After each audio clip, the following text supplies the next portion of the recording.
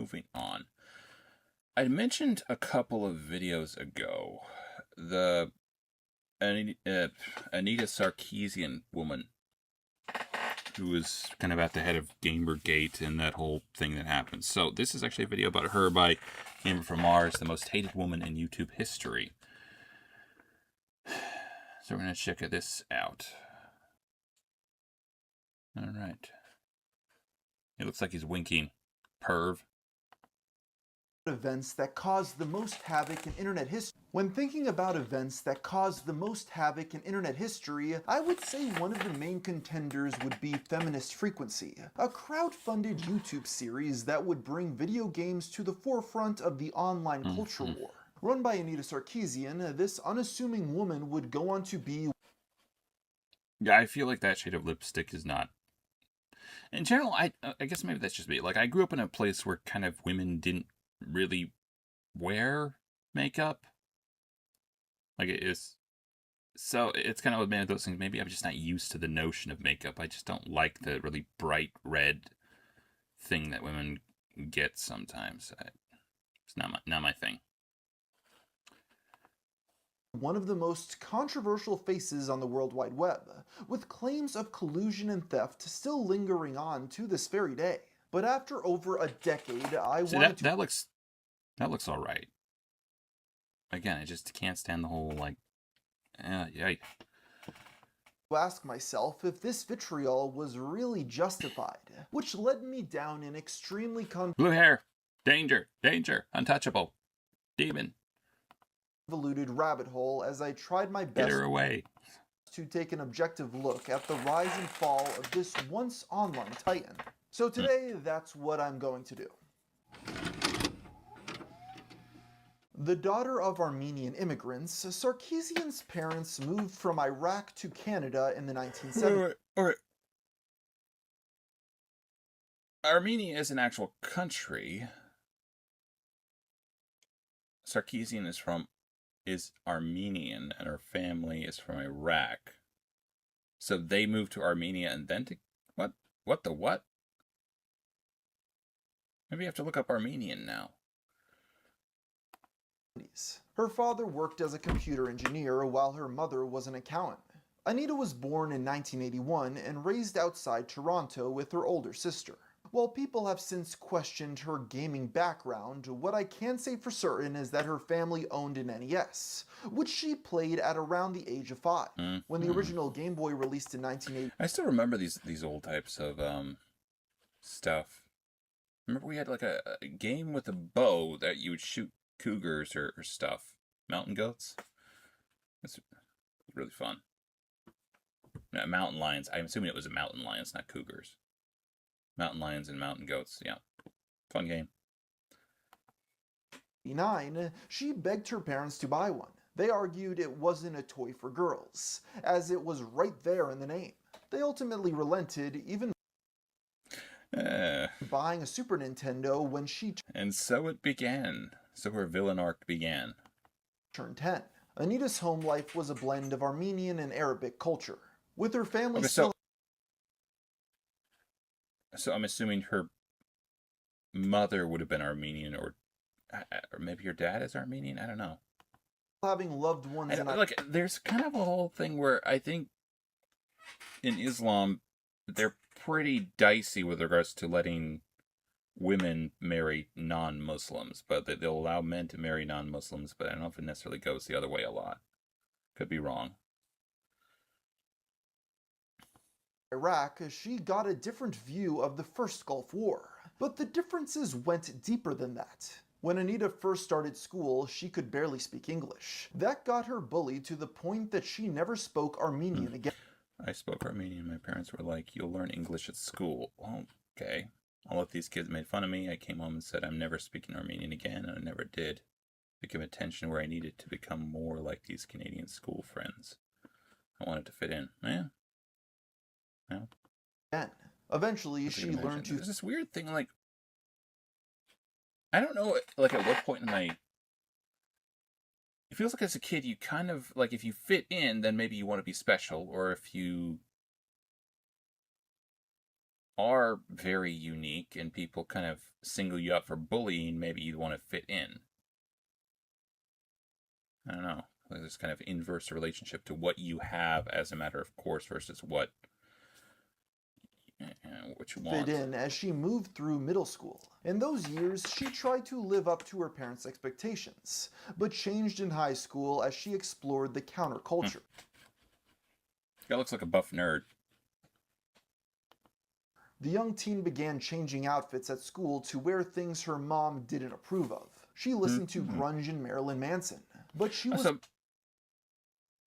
I know it's probably the most stereotypical thing ever, but I'm wondering if that would mean that her mom was the... Never mind.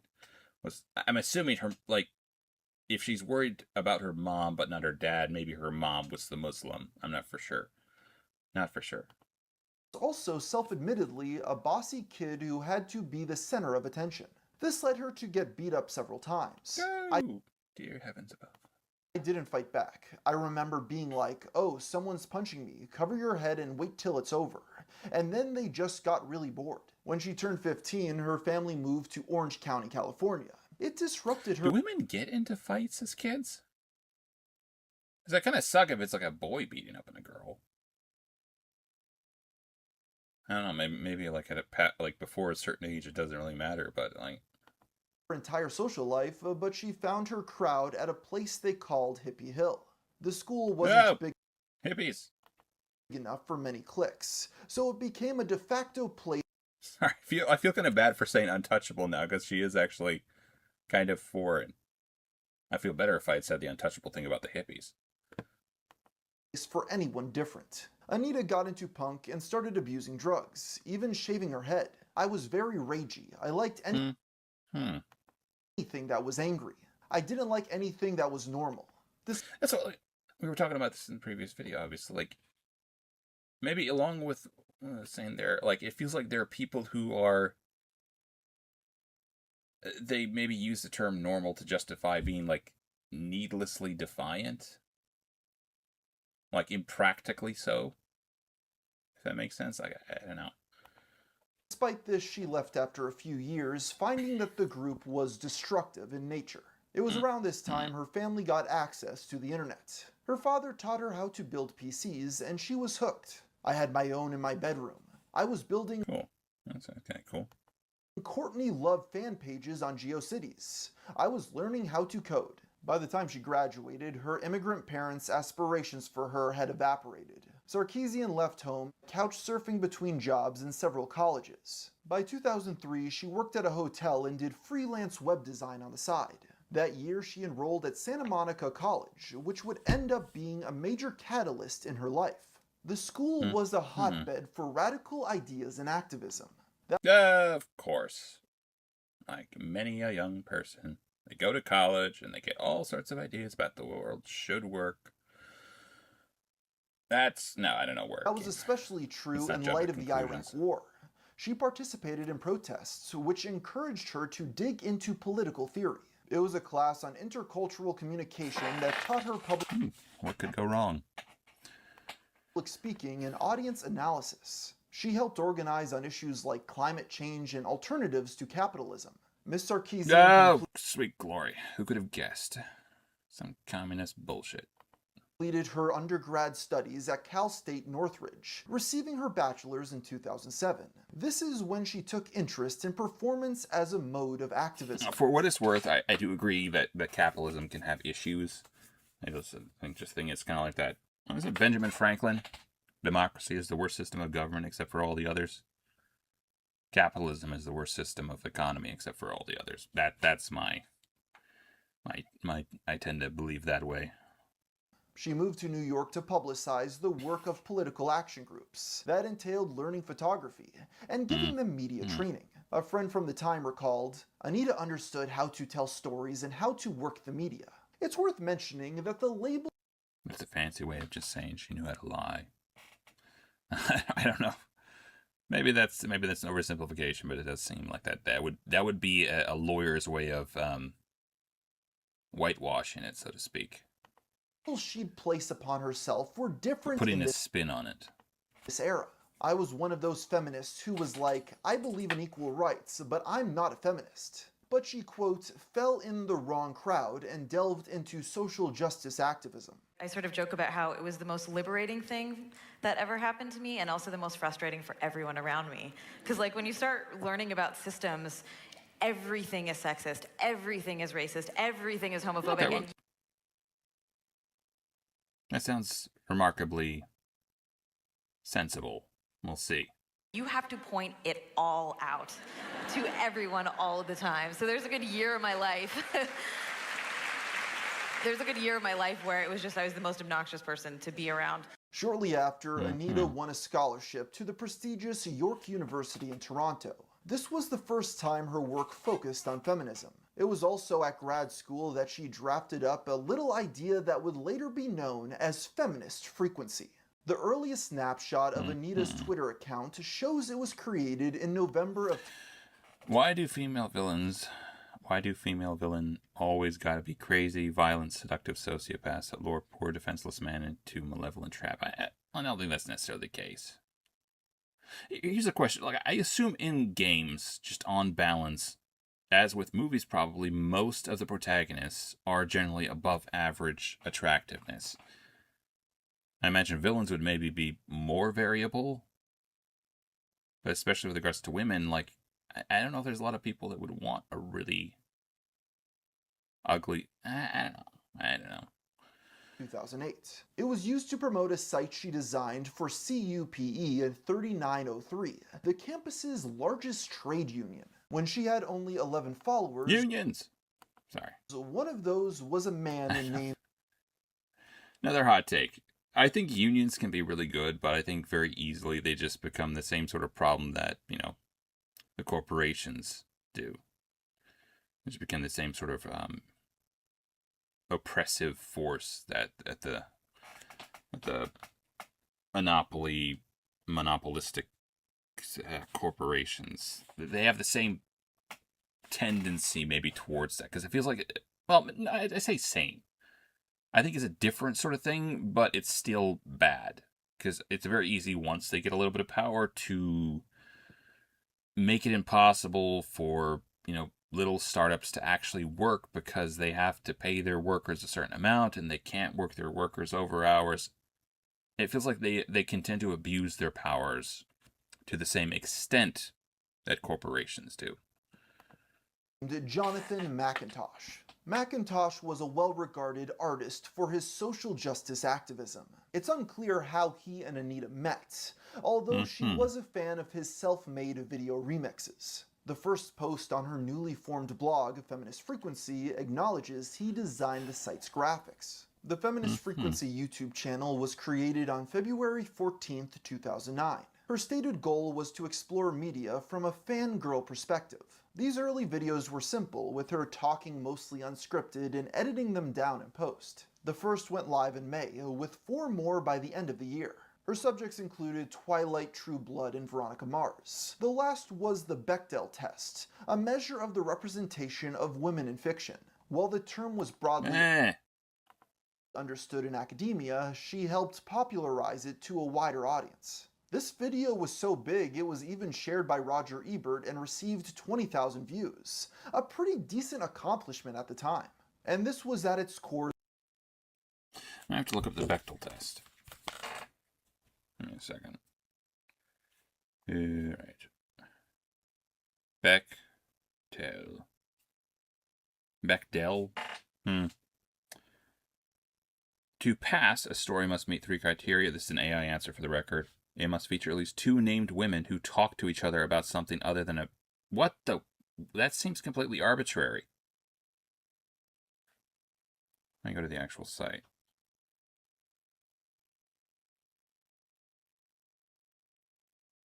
Yeah, Bechdel test. I don't know how reliable this site is. It might be as bad as it. It has to have at least 2 women in it who talk to... The first one, it has to have at least 2 women in it. Number 2, who talk to each other about. 3, something beside a man. The test was popularized by Alison Bechdel, Bechdel's comic, the name of which Google won't let me put on this page, for inciting hate.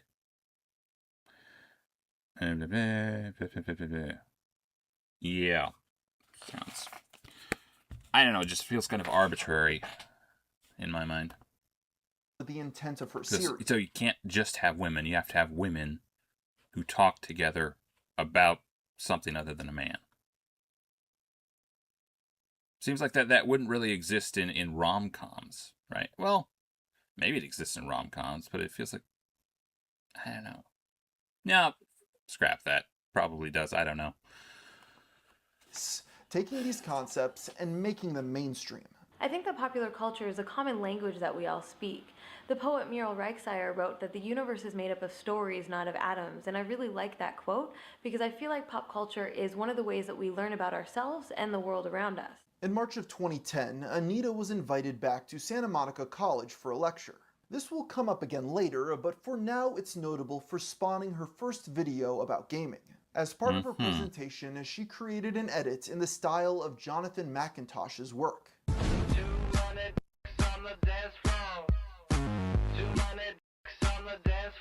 Her next two uploads were for Bitch Media's blog Mad World. One video proved controversial for criticizing the game Bayonetta. Anita dismissed the franchise as adolescent fantasy, calling it overly sexualized and pornographic. First, the positive things about here's a question, I guess a question. I know. I tend to, as a Christian, I prefer the notion of, tasteful attractive rather than slutty attractive. Actually, there's a weird thing where, I've gotten to the point where almost when you see someone who looks or dresses slutty, it's kind of like seeing a fat girl. It's that same type of greed or avarice, gluttony. I don't know. A lack of self-control in my mind is, whatever the orientation of it, is rarely attractive. Yeah, like I said, I prefer tasteful attractive to slutty attractive, but also people make products for their clients. That is unfortunately the way of the world. And apparently a lot of people, who would have thought it, guys like women who are scantily clad. Unfortunately. I don't know. It just feels like you're kind of trying to, empty the ocean with a spoon. It's a hard thing to try to sell to people. the game. She's a single mother, and that's kind of and pornographic. First, the positive things about the game. She's a single mother. And why is that? Again, it feels like they're putting a lot of arbitrary criteria as to this is what makes a woman strong, and everything else that I like maybe it would be if you were to take and try and steelman it, the notion that you want more variableness in in characters, or more interesting characters in gaming. Okay, fine. But it feels like, again, this notion of the Bechdel test, you have to have two women talking to each other about something that's not a man. Why? Well, obviously you want them to be involved in the story, but that they have to be talking to each other about something that's not a man. They have to be in a female group. I don't really get that. and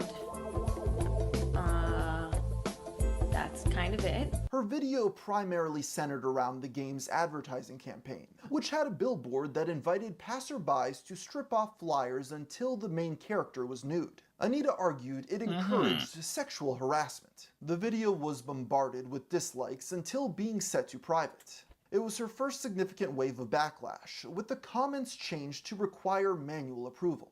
That June, she completed her master's degree with a thesis called "I'll Make a..." Does this guy have a few little weird tics? Is he autistic or something? Approval. That June, she completed her master's degree with a thesis called that. "I'll Make a Man Out of You." I like him, but yeah. Strong women in science fiction and fantasy television. The paper analyzed female protagonists and the problem. I realize there are female stereotypes in games. Would there not be also kind of male stereotypes as well? And maybe she would go after that as well. And if she were being principled, she would probably say, yeah, of course there's male stereotypes. We need more variability in that too. But I don't know if that's necessarily the case, there's a type of simplicity, I think, to storytelling. Certain things work, certain things don't. Generally speaking, you want your character to be heroic in some sense. You could say that's a stereotype. They have to be some sort of hero. Come on. What are you talking about? Like, oh, the good guy has to win at the end? Come on. Like, it feels like you're making a problem out of something that might not necessarily be the problem. It might just be what people like or what works in a story. And yes, a femme fatale who's trying to corrupt a youth or something, if they're a villain, or who might turn good at the end or something. I like that works as a storyline. With replicating what she called stereotypically masculine behavior. Interestingly, Macintosh is thanked in the acknowledgments. Without the support of Julian Devereaux and Nis Balgin, I would not have been able to complete this project. And finally, I would like to thank Jonathan Macintosh for spending countless hours watching and critically analyzing television shows with me. Critically analyzing. Bad news. With that, she earned a master's in social and political thought. And as she shit. What could possibly go wrong? Her studies, her YouTube channel became more active. While it garnered an audience, she didn't see much growth until a new series called Tropes vs. Women. Throughout 2011, Anita examined plot devices she felt perpetuated offensive stereotypes. They included the manic pixie dream girl, women in... Yeah, sure, women don't have those. Again, like, maybe she would. Maybe she would have the same energy. I don't know. And again, like, I don't know if it's necessarily a problem. I could be wrong, but like... refrigerators and the Smurfette principle. Her videos about the demon seductress and the mystical pregnancy both hit 30,000 views within months. But easily the most popular was episode 6, The Straw Feminist. This criticized what she felt were over-the-top villainous portrayals of feminists in media. She argued they were used to imply we live in a world where gender inequality wasn't... look, and to be clear, there would maybe be a world in which, like, before this went off the rails, it's kind of one of those things where sometimes you only see the danger.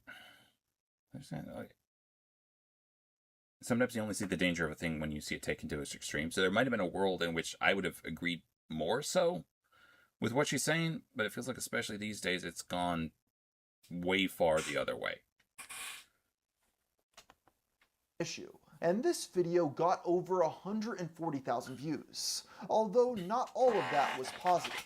It got enough traction for a rebuttal from the man, the myth, the legend, T.J. Kirk, aka The Amazing Atheist. His video titled, Everybody's a Crybaby, is about several subjects. He begins by mocking people offended by racist Halloween costumes, including blackface. Halloween costume, like, oh, there's a black chick, and oh, look at this picture of this white girl dressed like a black girl. Oh, that's offensive to me, because it's not a costume, it's a culture. This leads into his discussion of Anita, or as he calls her, Anita Sarkisian.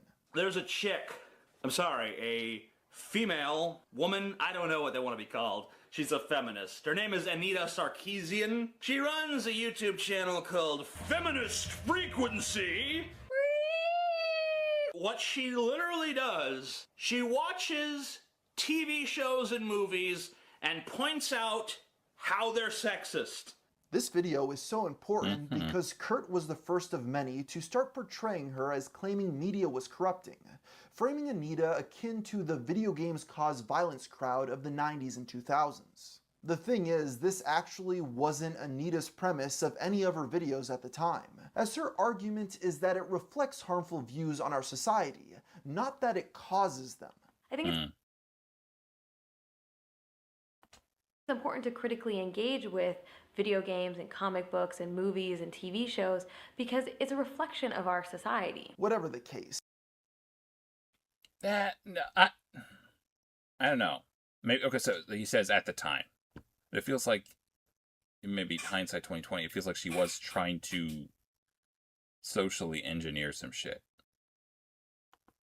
It was the first time another creator picked on her show, with many TJ fans hate subbing her channel. It's actually crazy to think about now, but in the early days of YouTube, it was a normal practice for groups to subscribe to channels en masse, just so they'd get a reminder on their feed to dislike their most recent video. The Mm-hmm.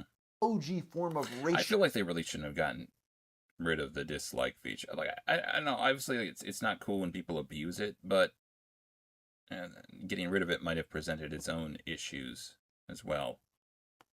showing, if you will. It was an early sign of the eventual feud between atheists and feminists. A month later, her channel surpassed Who would have thought it? Because it feels like there's a whole different breed of atheists these days. 10,000 subscribers. In addition to her output, she moved to San Francisco. Like, I guess maybe it would have come off as like puritanical, so their initial response would have been, no, don't, blah, blah, blah, blah. No, it feels like atheists have very much gone the other way. To lead several creative workshops. She also spoke at the Women, Action, and the Media Conference in LA. The activist was building notoriety, which only grew as she covered broader topics. In early 2012, she released 2 videos criticizing Lego for its gendered marketing. Strange. That is... Again, people make things for the people who buy those things. Like, the notion that there has to be female representation in games, like, no, there really doesn't. It's like saying there has to be paraplegic representation in marathons. Where are all the paraplegics? Am I saying that right? The people who are paralyzed. We should have more people who are paralyzed in marathons. What, are you trying to keep them out? Like, what? No. But, people who can run tend to run marathons. And yes, guys probably tend to play video games far more than women. So the notion of, like, no, we need to put women into gaming for the primarily male audience, but we need female representation.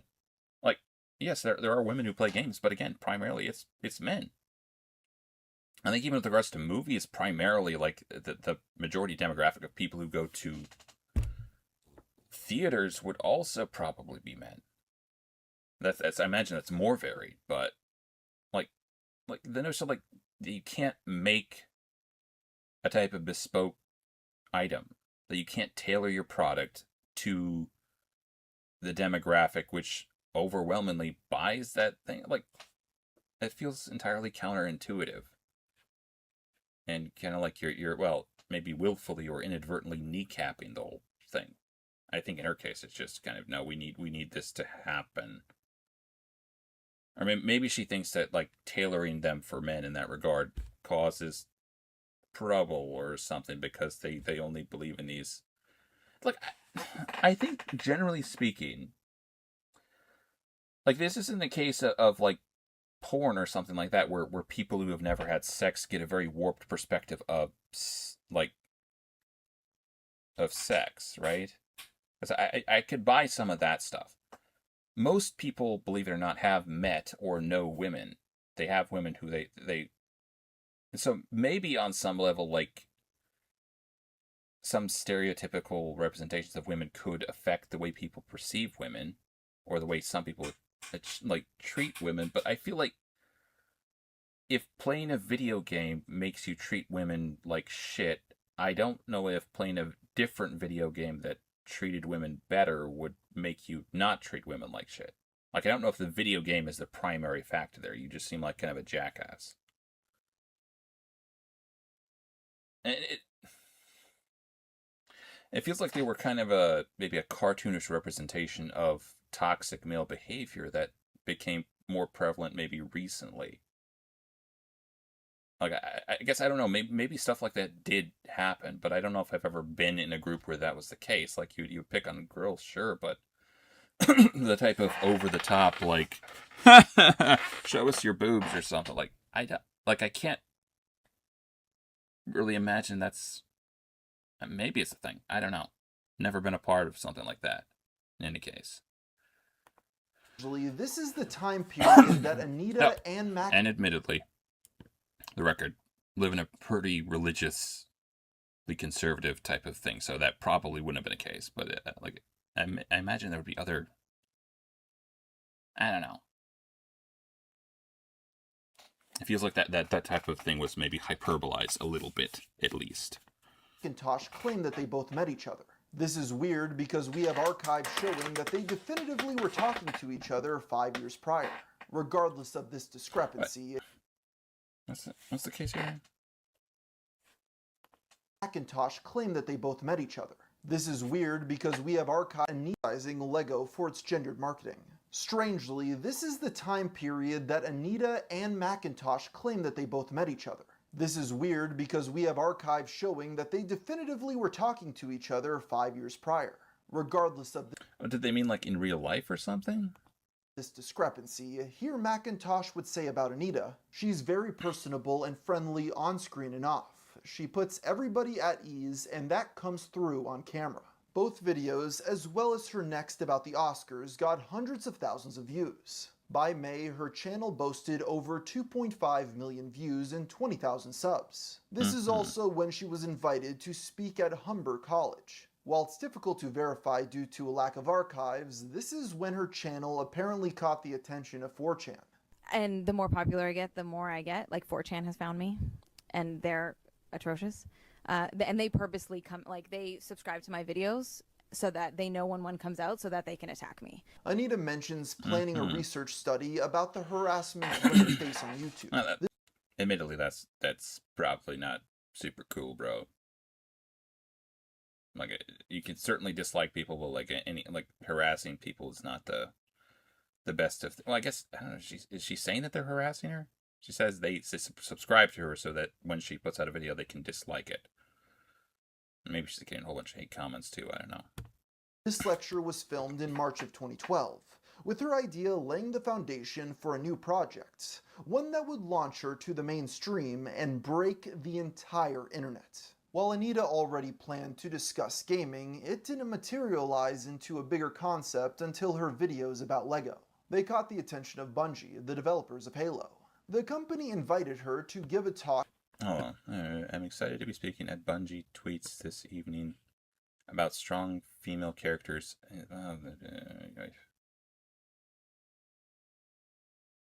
Feels like this has become the stereotype now. Strong female characters. At their Seattle office. You should show them who they are dealing with. It just occurs to me, like, is this about the time when Halo games started going downhill? I don't know. I feel like there are not a few occasions wherein activists and or feminists and or whatever getting involved in gaming stuff has tanked it a little bit. It was her first time at a corporate space about games, so she had to do research with Macintosh. Anita ended up playing many titles she didn't really like and would never have played otherwise. That was reflected on Twitter, where they live tweeted, "I'm in serious video game research mode. Sadly, gotta say many of these games aren't very friendly to women. Been researching the history of But are they good games?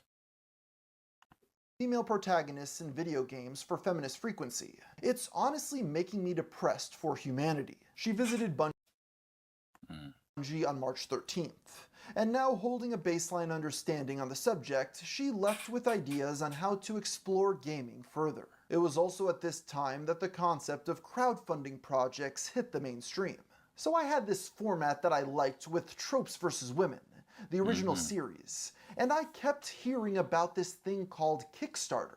If I'm going to do it, I might as well try to get paid a little bit. And with that, Anita launched her campaign on May 17th, setting a goal of $6,000. She promised 5 videos, with each focused on a different reoccurring plot device. It was funded within 24 hours, with the earliest snapshot showing over $9,000 from 344 backers. This is important because its success predates any backlash. In fact, she raised over $17,000 before promoting the project on YouTube.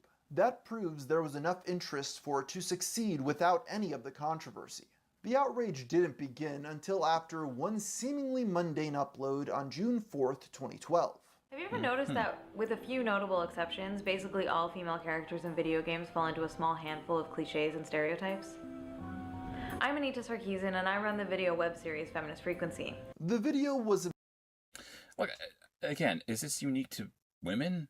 don't most men in video games fall into a few cliche stereotypes as well? Like, it would be nice, yes, to write complex characters, but if it works, it works. I don't know if that's unique to just female. Immediately flooded with dislikes by a larger wave than ever before. Within days, there were over 10,000 negative comments, until she finally disabled them on June 16th. What's interesting is, unlike previous videos, these messages weren't set to manual approval, so the whole world could see them. The description states, "I have left the comments open on this video as a way of showing why this topic is so important. Don't feed the trolls, except maybe to thank them for..." Alright, hold on.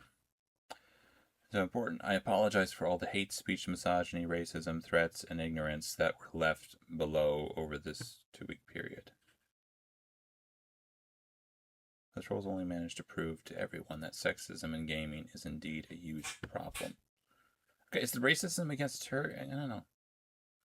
I kind of feel like I was a little bit weird because she is Armenian and she kind of looks, she feels like white passing-ish, but I don't know. Anyways, the trolls only managed to prove to everyone that sexism in gaming is indeed a huge problem. I guess I don't know. I don't know what was written, so. Proving to everyone that sexism in gaming is indeed a huge problem. This implies they were intentionally left on as bait, becoming the basis of a blog post 2 days later. These are the types of silencing tactics often used against women on the internet who dare to speak up. Things only intensify. But these won't stop saying, I think that's what it said, right? But they won't stop me. Often used against women on the internet who dare to speak up. Things only intensified, result. You know, I've thought about this before. Would she be equally as annoying as a guy? If a guy were saying the exact same thing that she is, would it be as annoying? More? Less? Same? I don't know. Resulting in a second post on June 10th. This coordinated attack. I feel like there's a universality to some certain assertive and or annoying characteristics. Maybe you would call it a different thing, but it feels like you would still maybe not like the person involved. Has included attempts to get my accounts banned. A torrent of hate on YouTube, plus countless threats of violence, death, sexual assault, and rape.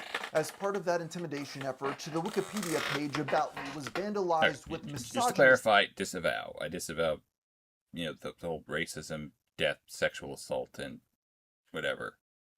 Okay? Just to clarify. Not cool. Not cool, man.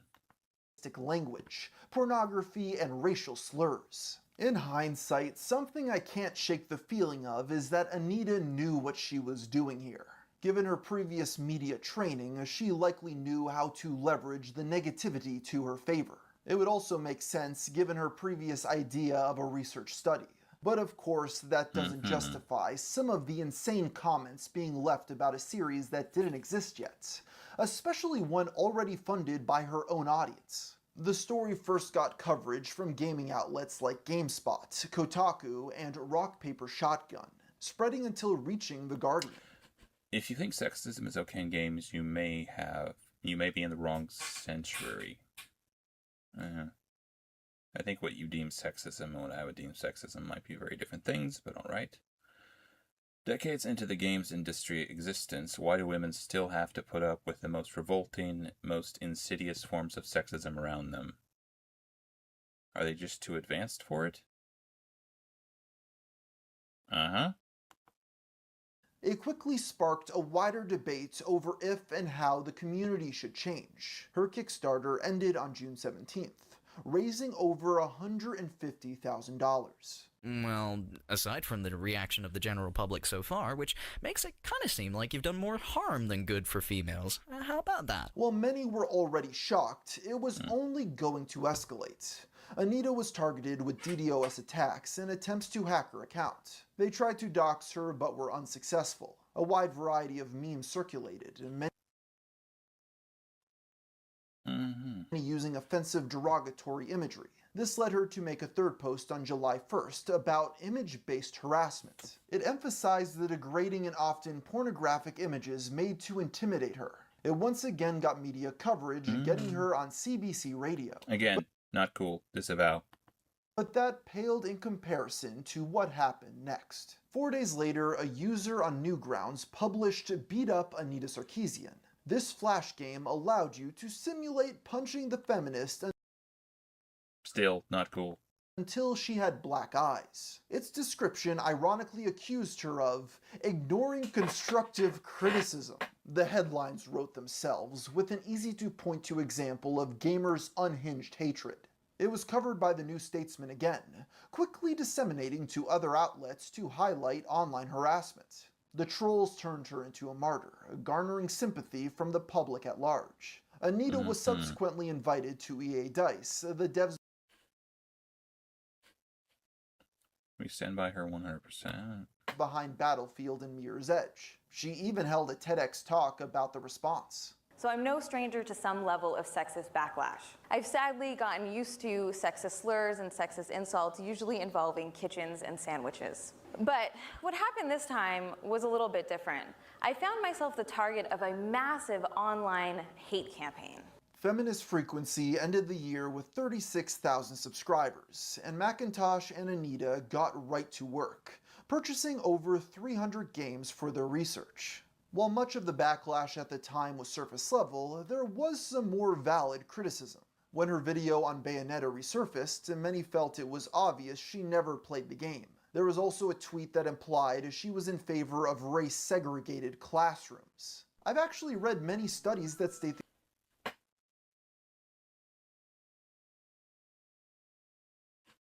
Okay. the opposite, that gender-segregated classrooms improve learning, same with race. It's worth emphasizing that the story of her trip to Bungie wasn't yet well known. Many questioned her intentions with approaching video games at all. The first of its kind came from a channel called Instigative Journalism. Part 1 examines the activist's master's thesis. Anita argues in it that strong female characters still aren't feminists because they're only pretending to be men. The YouTuber points out contradictions. I don't know, it does seem like it's indicative of what they were trying to do in more recent years with creating strong female characters. I don't know if she would still feel that way. In her categorization of masculine and female traits. I would have to hear what her actual idea of a positive representation would be. You know, like, I don't even know if I care for the whole notion of representation. Like, it's storytelling. Like, what you do or don't do should be... Like, the story should be kind of the main focus of the storytelling in my mind. So I don't know why I did air quotes there. That should be the focus, though, right? Right? Am I crazy there? This is used to infer a framework for the future of her career. She only cares about TV shows because that's all she actually watches. She's remiss to touch anything unless Joss Whedon is somehow related. She doesn't do original thinking or research and is satisfied with referencing and leaning on the things that she was taught in class. And when claiming to analyze or examine subjects, she pigeonholes them under archetypes instead of judging them holistically and matches them against a checklist of her feminist paradigm. Part 2 scrutinizes her personal brand of feminism. It's important to recognize many of her views on sex and violence are not intrinsic to the movement. There are many opposing views within feminism that never get acknowledged in her videos. For example, sex positivity. The only time she addressed this was in a blog post criticizing the slut walk. Anita disagreed strongly enough to feel alienated within the movement. By ignoring the variety of thought, she presented her view as synonymous with feminism, when that wasn't the case. This was one of the many genuine critiques she never responded to. There's no such thing as sexism against men. That's because... What the shit? She's one of those. Danger, danger. sexism is prejudice plus power. This is the dumbest... It feels like the whole notion is kind of strange. So, in theory, you can have, on an individual level, same action, same intent, same effect even, but because they're not part of the dominant social order, you want to dress it up as somehow less bad. You want to call it not racism or not sexism. No, that they're being mean. They did a oopsie poopsie because they're mean and you know, not nice as a person. No, that they're racist and they're sexist. They're being racist and sexist towards another person. Like the notion that like the overall backdrop is what people are thinking of. Also, like, this ticks me off as well. Like the whole notion that women up till this point in time were so stupid and so malleable, so easily manipulated that they just let men control everything.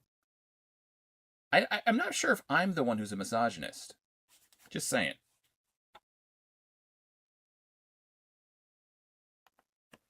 Men are the dominant gender with power in society. Ignoring all of her crazy trolls that could never be justified, a more nuanced view of feminist frequency at the time was that there was no way to express criticism of some of her polarizing views without being grouped into the harassment. The only So, she wasn't saying that ironically, was she? I don't want to misrepresent her. ever responded to. There's no such thing as sexism against No, like men. this is her account, right? And I assume this is something she genuinely believes. All right, I think we're good.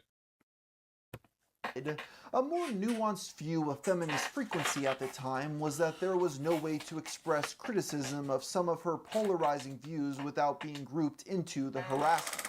The only criticism she ever responded to were things that were easy to dismiss, with journalists never pushing back and acting like a PR team for the YouTuber. This limited how productive a wider conversation could be. You were either with her or against her. Again, that isn't to justify everything that happened to Anita, but it explains... Yeah, it has... It feels like it was kind of like a perfect storm of, like, she's doing stuff that's quite divisive, and then there are a whole bunch of crazy nut jobs going after her, which, like... I don't know, it feels like it's... The difference between, like, a mob and a peaceful protest is quite often a matter of execution. So, like, you could argue that she very much deserved to be critiqued, but the manner of that critique kind of kneecapped any movement that would have risen in opposition to her. Alright, you guys can check out the rest of this if you like. Gamer from Mars, the most hated woman in YouTube history.